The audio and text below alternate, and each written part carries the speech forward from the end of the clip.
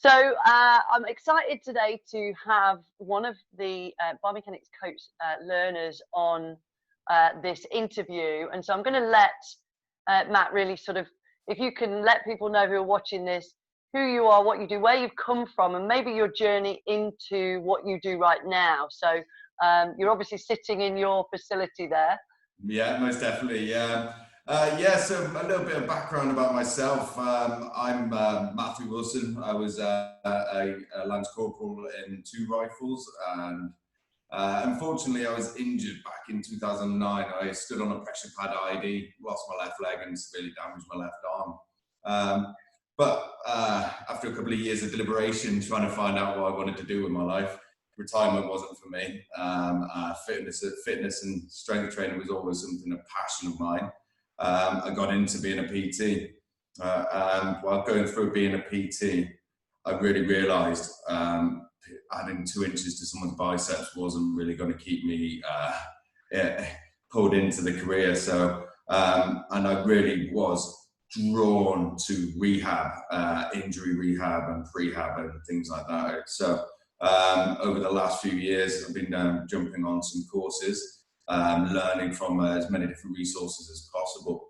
And I also almost got dragged down a rabbit hole of going a little bit too detailed within it, almost out of my remit. But luckily found Rachel, and great reviews online, and through the LCAS program, I got funding for the Biomechanics Coach, where I'm partway through at the moment. Brilliant. COVID has slowed down my process. Now it's given me a little bit of time to really work on what I have learned. And Rachel's been absolutely amazing through the process of keeping us on board, making sure going over programs, and giving us free access to different portions of the biomechanics, as well as I had a little dabble into the I Move Freely, which is something you can really bring into your classes at the moment as well. So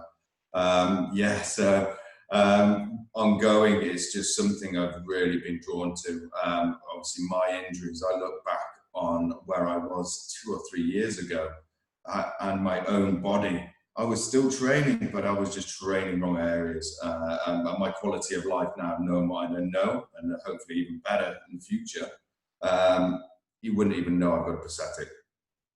Yeah, and I think that was one of the things that struck me when I first met you. So just for those watching this, it's June 2020, so we're still in lockdown, but it's just starting to get to the point where they're starting to lift some of the parameters. So so Matt has been on one of the 3 modules face to face for our diploma, and then during lockdown I've created some sort of online CPDs to keep my learners engaged and within the learning process until we get to the point where we can get back to face. And so what was really fascinating for me upon meeting you, Matt, was obviously with your prosthetic limb, we do tests like symmetry tests, we do a leg length discrepancy measurement. And so what I was really fascinated by was working with you in the classroom, and we were sort of able to discuss, well, how do we take advantage of a test that requires us to measure leg length when you have a prosthetic limb, and others, but just as one sort of obvious example. And the idea that, of course, it's possible, you've just got to stretch your imagination. And so I think that's what I'm really looking forward to getting back into the classroom with somebody like yourself, is to understand that while we're taught, aren't we, at sort of level 3, you know, stand up straight, shoulders should be level, you know, hips should be level, we should all have great posture. And these kind of ideas really, you know, they fall flat on the face when it comes to, you know, physicalities like yours, which, okay, maybe it's more at the sort of extreme end in terms of symmetries and things, but it's a great example of, if you were my client, how do I test you if I've got a leg length discrepancy test? And you just do it the same. I mean, in some respects, I don't know. How did you feel about it when we started Definitely, doing it? Yeah, it was really interesting when we were going through it, obviously. So I was fresh to learning it, so it was all fresh in my mind. but then we could immediately look into it. So it was, oh, how can we adapt this? It was brilliant saying from the army, is improvise, overcome, and adapt. And it was like, okay, well, let's try it this way. Oh, we can get those kind of measurements. Okay, it's going to be slightly different to your standard patient, but you can then see if there is a discrepancy still on each side. It won't be the same kind of measurements and things like that, but you can see if one side is similar to the other and things like that. Yeah. It always gave me a great insight, because something I'd love to do in the future is work with more people with prosthetics. So going maybe doing some telehealth type stuff with guys up in the rehab centres, and through some of the charities like BLESMA, British Limbless Ex-Servicemen's Association, and things like that. So it's a good insight for me. And as I know, every prosthetic's different. So we're talking. I've got a scratch. I've got a below knee amputation. You got people through knee, above knee, and things like that. It's going to be then another steeper learning curve. Right? How can we still do the same kind of tests, or how can we adapt the test to still get some kind of result? Yeah, and that's what I'm really excited about, because you enable me to help others appreciate and understand that a benchmark's a benchmark, whether you've got a prosthetic limb or you have different length bony landmarks with or without a prosthetic. You know, it's the testing systems we teach, while some, yes, they do talk about range and symmetry. What we're doing, for example, with yourself and anybody, is accepting we're all different, and you're just doing a benchmark measurement today and seeing how it compares to tomorrow, and how do you feel, and do you move better, and so it almost amplifies what I'm trying to teach people. So I think the people who are with you on your course have an advantage of that, which is why I really wanted to do this video with you, so that others can watch it, kind of hear us talking around the ways we work together, because whether you've got a prosthetic limb or not, we are all physically different to each other, and we may have genetic differences from one side to the other. So I think there's a certain layered learning to our exercise qualifications, which I know you understand, and others watching this, I'm sure. And so all we're doing is just peeling back another layer of understanding, right? Okay, yes, it's a range and symmetry test, but all we're trying to do is improve function and movement. You know, that's predominantly the goal. And so I'm quite excited to be working, hopefully, if you'll let me, help work with you as you go through your learning journey, but then beyond that, because the roots of biomechanics coaching is in ex-military amputees, improving the function of the sort of the parts of the bodies that were not damaged, to take the pressure off areas that need clinical interventions or diagnostics or support or treatment, for example. So you've only had a portion of the program. Have you been able to use any of it whilst we've been on lockdown? It's very difficult. I've been so dying to try it out. I've got so many friends lined up for me to try some of these new tactics out, and I'm very strict on obviously on the COVID ruling. I don't want to be responsible for anything. So the wife's had quite a few assessments, that kind of thing. She's well assessed, okay, but it keeps me fresh in the mind on that kind of thing. And it's interesting. It's almost, I just wanted to go back and touch on something that you said a moment ago. This is all quite new for the country. If you think we went to war, went to Iraq and Afghanistan, pretty recent when it comes into terms of science, okay? And we're not talking straight limb amputations that the country's probably used to. There's some real complex trauma. For myself, let's just explain my injury. So I was a below knee amputation. I've got a stump at the end of I've got a below knee amputation of that, which was unheard of. So my journey was so much harder because I had no lateral stability on my prosthetic. So really my body built up really unusual compensation patterns and things like that, which like the biomechanics really go, oh, okay, yeah, I can see that, boom, that's in the test type thing, like that. And but yeah, going back, so this is almost pioneering stuff, what we're going to be talking about with the with prosthetic amputees from the army. There hasn't been this kind of level of anything like that since the First World Wars and things like that, First and Second World Wars. So it's really almost getting in on the ground now. And I almost think the treatment we get at the rehab centres is top notch. But I think there's room for improvement and modernisation. You do get really good workouts, the physios are all over you. But some of the things I've picked up recently about just working in certain areas just to really help that out and have the accountability and things like that. It's just improved my life. And I'm just thinking to myself, wow, if I hadn't have got this, I would have lived in these conditions for the rest of my life. It wasn't bad enough for a physio. It wasn't causing me pain, but it wasn't a great life. It wasn't a great quality of life. And I think that's where biomechanics coaching fits perfectly in terms of it's almost like that missing link, because a physio's job is to get you back to,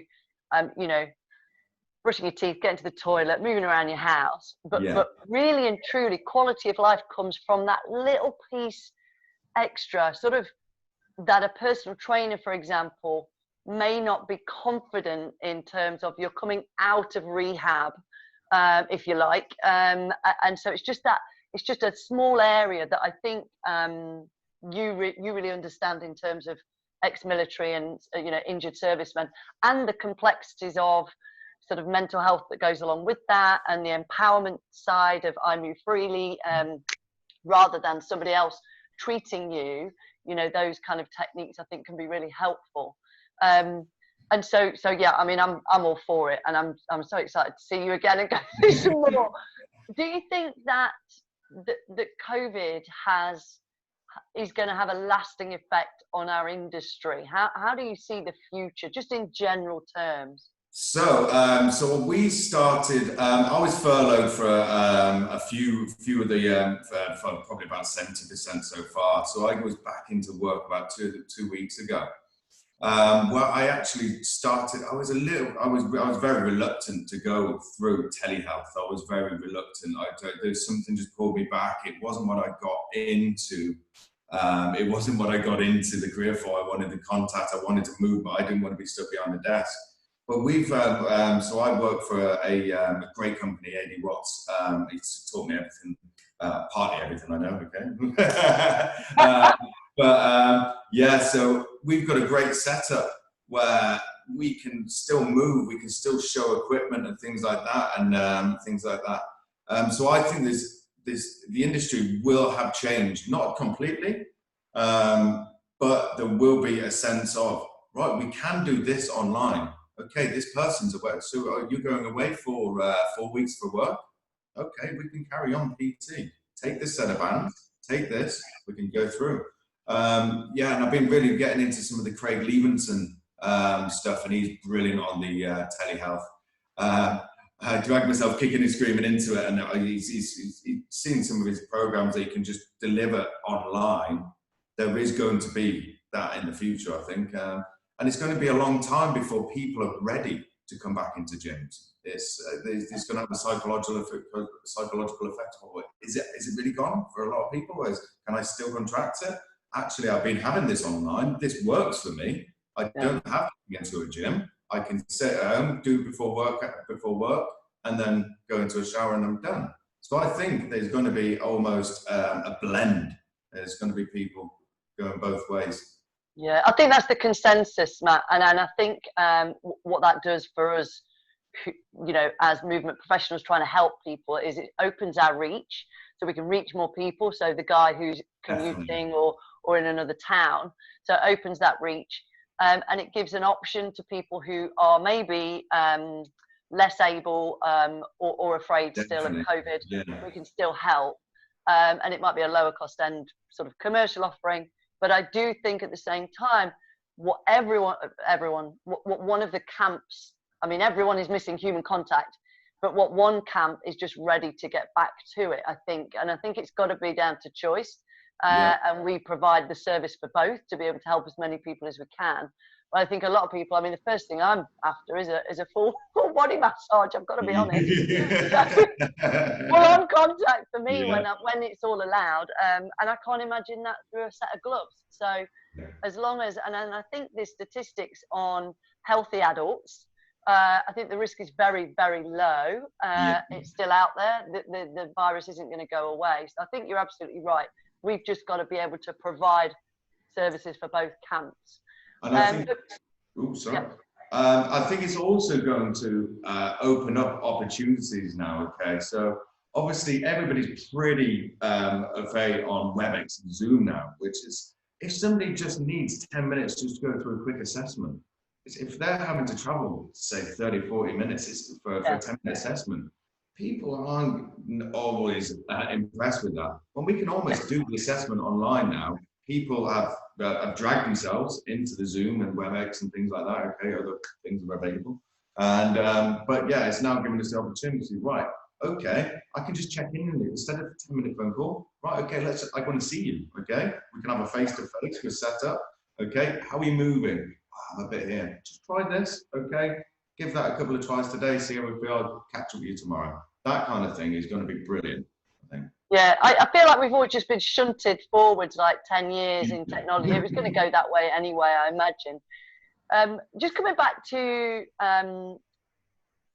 your understanding of movement and biomechanics, and particularly the intrinsic biomechanics, do you think there are misconceptions around it, or have you not experienced that? You know, the whole sort of what biomechanics is and then the way we study it by comparison. I think most definitely. So I've approached a few people now, and I've been explaining what I've been doing on the course and things like that. And I believe like a little bit more old school biomechanics of taking accurate angles of everything. You could go through a 3-hour assessment. Right, I'm going to do this, hip abduction, yada yada. We have a list of okay, which is pretty old school, quite time consuming, probably still valuable in some cases, but not for the most. Where we've got a nice process now, we can fully assess someone in, if you're quick at your job, 15, 20 minutes. And that just gives you, right, okay, we've still got, if you're depending on how your business plans, your business runs, 40 minutes to carry on, 40, 45 minutes, right? We can still get another session in on top of that.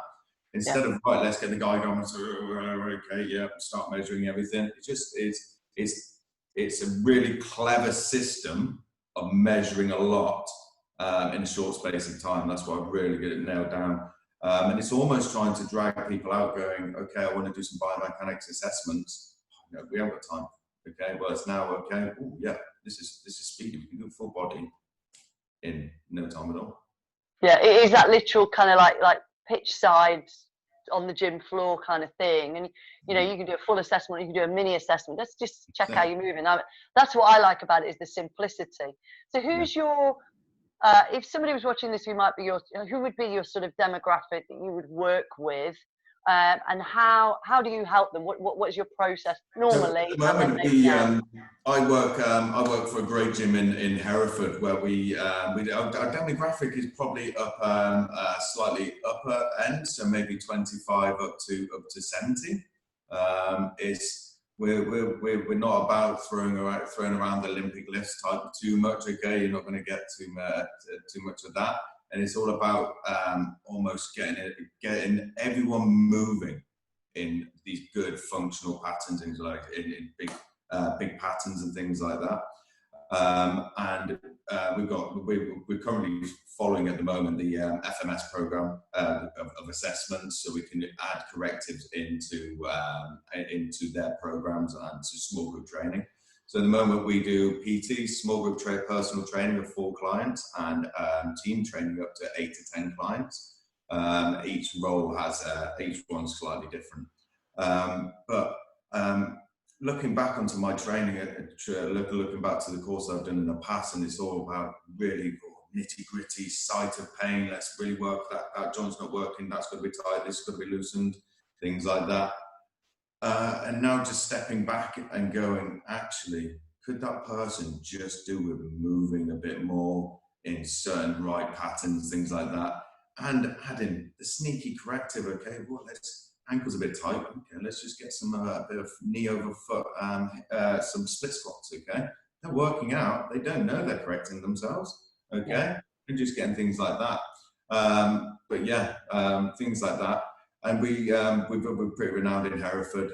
We get a lot of injuries, a lot of illnesses, which is really good for us. So we're just constantly absorbing these different kind of this information, building up our library. Okay, right, this person's, yeah, oh yeah, I know, I remember about that. Okay, our boss AD, he's been in the industry for 25, 30 years. He knows great. He's a great mentor for me. So I can go to him if I have any problems.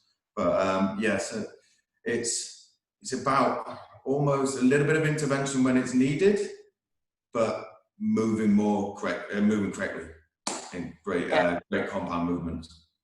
And is it do you have sort of members, or is it predominantly individuals? Yes, You're it's talking about the members group, only. So right. I'm quite lucky. It's a members only gym. There's very little free training, so it's all class based or PT based. No machines. We have what bikes. You know, then it's racks, kettlebells, and dumbbells. That's it. Brilliant. Yeah. So moving forwards, and obviously you're doing a little bit now as the sort of it's opening up. For your business or you and your colleagues, do you see that your demographic is going to change or still be the same, or are you kind of like waiting to see what happens? It's one of those, isn't it? We can make the predictions all we want, but as we can pretty much see with this COVID, it's just surprised us all the way through. It opening back up, some of the people you would have thought, right, would have been straight back into the gym have been reserved and stayed on our live through the internet training. And some people who really thought, no, they'll probably hang back. Boom, first day open, we've got social distancing of no more than 4 people. But yeah, it's interesting. I can see a lot of back pain, a lot of immobility, obesity, alcoholism going to be coming out of this. It's going to be hard hitting. I think the cost of the COVID is going to be worse after than it is going to be during. Yeah, I think you're right. I think you know that it's interesting because the whole focus from the government has been keep moving, and yet I think that there's 2 sides. For some people, they've probably moved more than they ever have, and then there's others who have just been at home and they're depressed and they haven't gone out, maybe because they are vulnerable, and it's actually made things worse. And it is, how do we reach them? I think. Yeah. So I agree. I think our jobs are going to become even more important, which is where I think this Simpson Chartered status coming in is a really good thing. It's very interesting actually, because obviously we've been really good at keeping touch base with the clients. We've still been going training over the internet, things like that, telehealth, should say. But it's really interesting. So people are getting lots of niggles, and it's 2 ends of the spectrum. So the people who are going, okay, this is real time, I'm going to smash the fizz. So their workload's just gone, bang, oh, that hurt, okay. And then the people that have not done anything, oh, that hurts as well. And 2 ends of the spectrum. So it's almost going to be coming out of this. I think in a way, for some people, it started their journey through fitness. It most definitely has. I think one of the greatest things is this couch to 5K. It's not for everyone running, okay? Some people shouldn't be going straight into running, okay? But it's getting people moving, starting off, okay? And they sort of get a bug. The ability to run 5K is a brilliant ability, I think, okay? It's a good short space, depending on the client, 30, 40 minutes of 2 or 3 times a week, I think is brilliant incorporated into 2 or 3 sessions of small group, so strength training during the week. If we can get that, keep that kind of cycle going, it's that people's lives will change for the better. I also think some people who have had to work from home, so they've worked even less. So you think about, they've got up in the morning, they've not had to get ready, they've not had to get to work. So you have a lot of public transport, you can't have public transport, even driving to work, at least you're up and moving about, getting things. People are up at the computer, food, bed. And it's going to be, it's going to be interesting. There's going to be things that we haven't even thought about as well, I think. I'm quite sure. I think you're right. Like you say, it's unprecedented time. So, so top book recommendation for anyone watching this can be anything at all. Excellent. Jump on the course. Honestly, So I've been on a few courses. I've been impressed with a couple, and I've been impressed with a couple. But then I've gone on to the biomechanics. It proved as during our sessions. Somebody's been with hip pain and seen a chiro, seen a long list of doctors, and we did a simple nerve elasticity exercise, and boom, she was like, what was she like? She was in tears. Yeah, it automatically changed her life. And that is giving, even if you don't use the full assessment, so it's giving you those tools, tools for your toolbox, your library, to, okay, I remember this, okay. Those hamstrings, she's probably not tight hamstrings, okay, a little bit. Wow. You can change, so you can get, for your business, instant buy-in, okay, picking people up if you have to pick people up on the gym floor. But also, they buy into you when you're training them, right? I can change it, that's some little change. They're going to be more susceptible to doing the homework and doing things like that, which is after completing the course, as you see, I've got my own, I'm going to be blending my career, okay, so between working for somebody else and having some of my own clients. For me, it'd be nice, so biomechanics would fit into my business model. So I got, if I need to spend an hour and a half with someone, I can. If I need to spend 20 minutes with someone, I can. So it gives you that opportunity. But it's also, for me, I haven't got the space to small group and team train, which I really enjoy. I've got both ends of the spectrum there. So brilliant. So how do people, anybody watching this who wants to find you, what are you on social media? What's your website? At the moment, I'm not advertising myself. I don't want to be, I'm not ready. I'm not ready at the moment. I've got things, right. Another few months of work to do in the gym. I've still got old wooden doors on the front, so I've the UPVC, and I've got things to do. Yeah, being very aware of how I go about things, because I don't want to be peeing my mentor off by coaching clients. So we're finding our feet how we're going to be going forward with this.